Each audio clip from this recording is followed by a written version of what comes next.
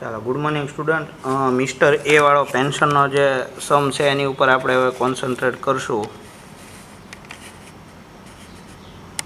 Okay, તો mister એનો જે સમ આપ્યો છે પેન્શનનો, વન એન્ડ ઓનલી નાનામાં નાનો એક તમને દાખલો છે, નાનો એવો, પણ કેલ્ક્યુલેશન કઈ રીતે થાય એ એક તમને ખબર હોવી જોઈએ, બરાબર? એટલે તમારે સૌથી પહેલાં આ એક જ દાખલો આવશે, આમાં બહુ વધારે કાંઈ આવશે નહીં, કારણ કે એક નાનો એવો પોઈન્ટ છે. સેલરીનું જે ચેપ્ટર છે એનું એક નાનો એવો પોઈન્ટ છે એ પેન્શન છે. તો પેન્શનની કેલ્ક્યુલેશન, ટેક્સેબિલિટી કઈ રીતે આવે એની ઉપર આપણે ધ્યાનમાં લેવાનું છે.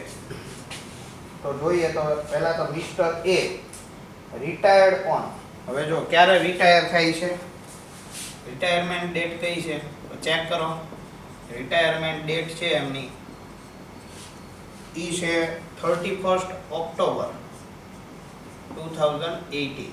હવે જો આપણું પ્રીવિયસ યર કયું છે તો કે પ્રીવિયસ યર છે 2018-19, એટલે કે 1 એપ્રિલ 2018 ટુ 31 માર્ચ 2019. ઓકે, હવે એસેસમેન્ટ યર આપણું કયું થાય તો કે 2019-20. ઓકે, તો રિટાયરમેન્ટ ડેટ આપણી ઓક્ટોબર 2018 હોય, એટલે ડ્યુરિંગ ધીસ ટાઈમ પીરિયડ આ મિસ્ટર એ છે એ શું થઈ જાય છે, રિટાયર થઈ જાય છે. હવે આપણે એમ ચેક કરીએ તો ઓક્ટોબર મંથમાં એ રિટાયર થતા હોય તો પેન્શન મળે ક્યારે, એ મને કહો. પેન્શન કયા મંથમાં મળતું હોય તો કે ઓક્ટોબરમાં રિટાયર થાય તો એને નવેમ્બર, ડિસેમ્બર, જાન્યુઆરી, ફેબ્રુઆરી અને માર્ચ, આ રીતે 5 મંથ્સ છે એમાં જ તે એને શું મળે, પેન્શન મળવા પાત્ર હોય, બાકી એને પેન્શન મળે નહીં. ઓકે, બાકી તો સેલરી એનો શરૂ હોય ને જ્યાં સુધી રિટાયર ન થાય ત્યાં સુધી. ઓકે, હવે જો આગળ તમે ચેક કરો તો તમને એમ કીધું કે હી રિસીવ્ડ ગ્રેચ્યુઇટી ઓફ ₹8,75,000. જો રિસીવ્ડ ગ્રેચ્યુઇટી 8,75,000. હવે જો આપણી આગળ આમાં જે પણ આપણે ચાર્ટ લાસ્ટ ટાઈમ આપણે ડિસ્કસ કર્યો હતો એમાં પેન્શનમાં આપણે ડિસ્કસ કર્યું હતું કે કોમ્યુટેડ પેન્શન તમારું હોય. કોમ્યુટેડ એટલે કે બધું ભેગું પેન્શન તમારું આવી જતું હોય. તો કોમ્યુટેડ પેન્શનના કેસમાં જ્યારે પણ તમારા કોઈ પણ પ્રાઇવેટ એમ્પ્લોય, જો આમાં એ ગવર્મેન્ટ એમ્પ્લોય છે નહીં, નહીંતર એણે લખ્યું હોત. એટલે કે મિસ્ટર એ છે એ કેવા છે તો કે પ્રાઇવેટ એમ્પ્લોય છે, બરાબર? એની રિટાયરમેન્ટ ડેટ છે એ 31 ઓક્ટોબર છે અને ગ્રેચ્યુઇટી રિસીવ્ડ, જો એમાં આપણે ક્રાઇટેરિયા આપેલો હતો પ્રાઇવેટ એમ્પ્લોયમાં કે ગ્રેચ્યુઇટી રિસીવ્ડ હોય તો 1/3 પોર્શન છે એ ટેક્સ ફ્રી થશે, અને જો એસએસસી છે એને ગ્રેચ્યુઇટી રિસીવ નથી થઈ તો એ કેસમાં 1/2 એટલે કે 1/2 એટલી અમાઉન્ટ છે એ તમારા માટે કેવી થઈ જશે, ટેક્સ ફ્રી. હવે આપણે અહીંયા આગળ ચેક કરીએ તો ગ્રેચ્યુઇટી તો રિસીવ થઈ ગઈ, મીન્સ 1/3 પોર્શન જ તે કેવો થશે, ટેક્સ ફ્રી થશે એના પેન્શનનો, બરાબર? હવે આમાં પેન્શન તમને આપ્યું છે એ કેટલું આપ્યું જુઓ. His monthly pension has been fixed at ₹24,000. એટલે કે આ ભાઈને નવેમ્બર મંથથી જે પણ પેન્શન મળશે એ કેવું મળશે, ₹24,000 છે એ મળવાનું છે. પછી જો આગળ ટ્વિસ્ટ છે એક નાનો એવો કે on 1 February 2019 he receives ₹7,83,300 as commuted pension by surrendering his 1/2 right to receive pension. જો ખાસ હવે જો આમાં સમજવા જેવી બાબત એ છે કે પહેલા તો અનકોમ્યુટેડ પેન્શન, આ તમને ખબર હોવું જોઈએ. અનકોમ્યુટેડ પેન્શન એટલે કેવું પેન્શન કે જે મંથલી એમાઉન્ટ છે એ તમને રિસીવ થતી હોય, એના અનકોમ્યુટેડ કહેવાય, બરાબર? પછી કોમ્યુટેડ પેન્શન એટલે શું? કોમ્યુટેડ પેન્શન એટલે લમસમ એમાઉન્ટ મળી જાય. લમસમ એમાઉન્ટ એટલે કે તમને 5 લાખ, 10 લાખ, 15 લાખ જેટલી પણ એમાઉન્ટ તમને મળે, બરાબર, એકોર્ડિંગ ટુ યોર પોસ્ટ અને ડેઝિગ્નેશન, બરાબર? હવે લમસમ એમાઉન્ટ છે આની આપણે ટેક્સેબિલિટી કાઉન્ટ કરવાની જરૂર પડે, કારણ કે આમાં શું છે, એક્ઝમ્પશન આપેલા છે. અને આ જે અનકોમ્યુટેડ છે, જે મંથલી રિસીવ થાય છે, એ તો ફૂલી ટેક્સેબલ જ કીધેલું છે. આપણે લાસ્ટ લેક્ચરમાં આ વસ્તુ ડિસ્કસ કરેલી જ છે.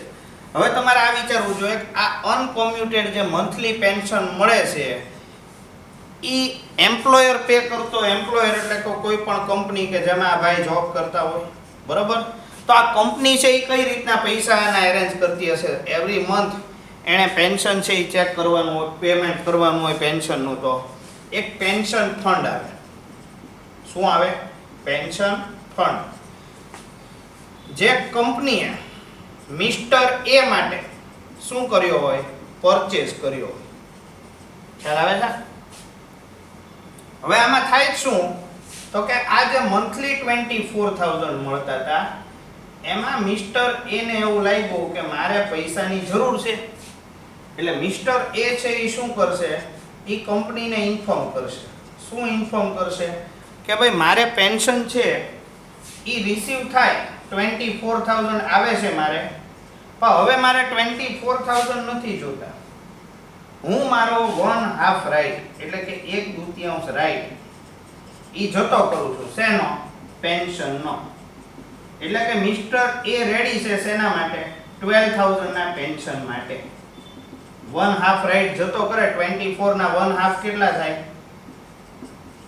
12,000. બરોબર?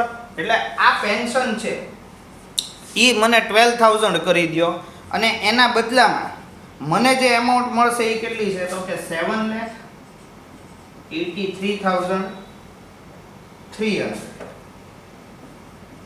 7,83,300 આ ભાઈને એમાઉન્ટ મળશે. શેના માટે મળશે? ઈ પોતાનો રાઈટ છે ઈ જતો કરે એના માટે. રાઈટ જતો કરે એટલે શું? ઈ કહી દેશે કે ભાઈ મને 24 ની મને 12,000 આપો તો ચાલશે, એના બદલામાં મને કેટલી એમાઉન્ટ મળશે? 7,83,300. એટલે અત્યાર સુધી તમે જોવા જાઓ તો એનું અનકોમ્યુટેડ પેન્શન એટલે કે મંથલી પેન્શન કેટલું હતું? 24,000. અધ વચ્ચેથી પોતાનો 1/2 રાઈટ જતો કરે એટલે કેટલી એમાઉન્ટ થઈ જાય? 12,000 રૂપીસ. પછી તમે ચેક કરો તો કોમ્યુટેડ પેન્શન, એમાં લમસમ એમાઉન્ટ છે ઈ તમને રિસીવ થઈ કેટલી?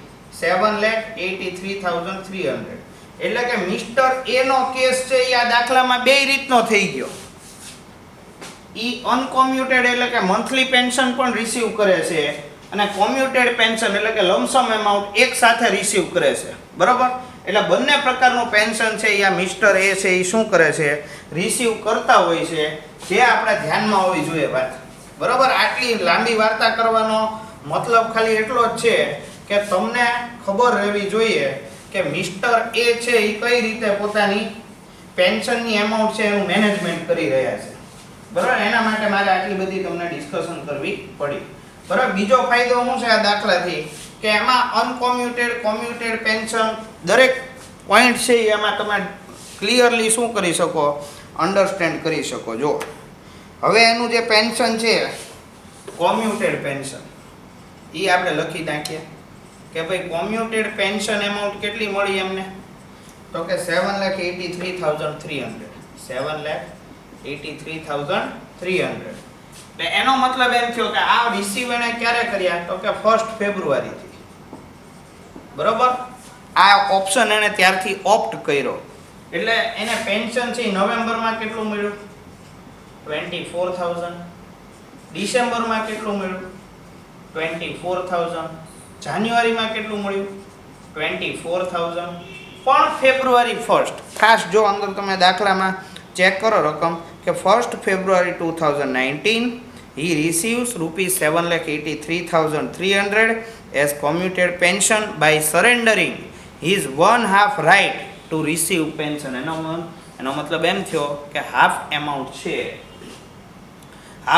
છે એ જતી કરે છે, એના બદલામાં 7,83,300 કોમ્યુટેડ પેન્શન છે મિસ્ટર એ રિસીવ કરે છે. એનો મતલબ એમ થયો કે ફેબ્રુઆરીથી આ ભાઈનું અનકોમ્યુટેડ પેન્શન છે એ કેટલું થઈ જશે? 12,000 રૂપીસ. ઓકે? એટલે ચેક કરવા જાઓ તો આનો ટોટલ આપણે કરી નાખીએ.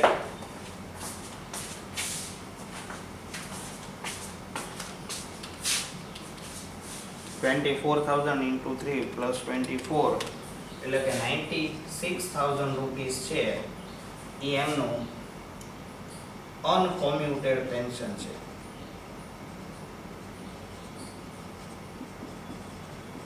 જે કેવું છે? ફૂલી ટેક્સેબલ.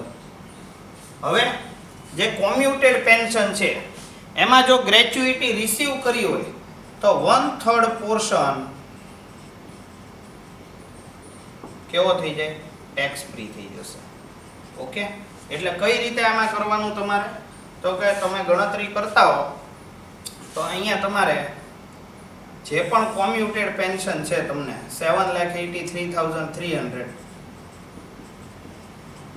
એની 1/3 એમાઉન્ટ છે એ ટેક્સ ફ્રી થશે. એટલે કે 7,83,300 ડિવાઇડેડ બાય 3 એટલે કે 2,61,100 રૂપીસ. ઓકે, તો આટલી એમાઉન્ટ કેવી થઈ જશે? Tax free. તો ટેક્સેબલ કોમ્યુટેડ પેન્શન કેટલું થશે? તો કે તમારે એમાઉન્ટ રિસીવ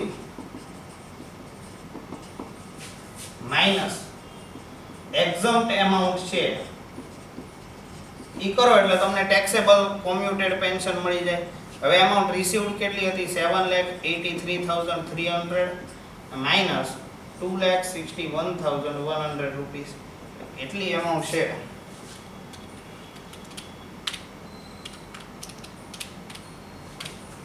₹5,22,200 રૂપીસ છે એ થશે ટેક્સેબલ. ઓકે, અને પ્લસ તમારું જે અનકોમ્યુટેડ પેન્શન છે એ તો છે જ, એની અમાઉન્ટ કેટલી તમને આપેલી છે? 96,000 રૂપીસ. ઓકે, તો ટોટલ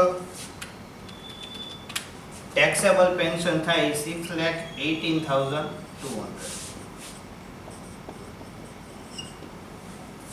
ઓકે, જોઈ લો